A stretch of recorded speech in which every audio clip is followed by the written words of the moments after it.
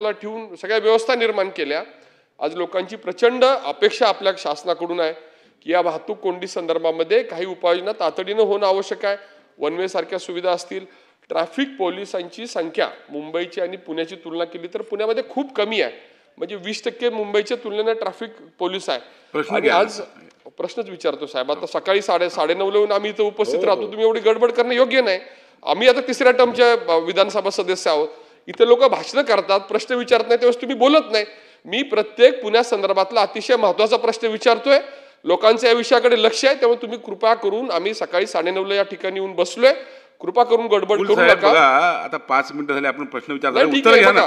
तुम्ही मला बसायला सांगा, मी बसतो। उत्तर घ्या, उत्तर देऊ नका, तुम्ही तुमचं पुढचा प्रश्न घ्या। उत्तर घ्या ना।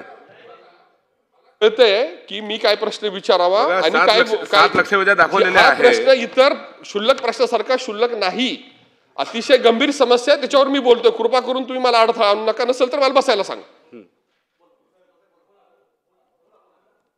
ठीक आहे, आता साहेब आपण तिसऱ्या टर्मला, मी पण तिसऱ्या टर्मचा आमदार आहे ना, विषय मला असा आहे, मी प्रश्न सोडून एकही विषय अवांतर विचारलेला नाही। बघा सरळ प्रश्न विचारायचं स्वातंत्र्य नसेल तर कशासाठी 9:30 ला यायचं? बोला, तुम्ही मला अडथळा आणणार असेल तर बोलतो, नाहीतर मला बसायला सांगा, मी बसतो। अरे बोला बोला बोला बोला। ठीक आहे साहेब, आपण हे योग्य नाही।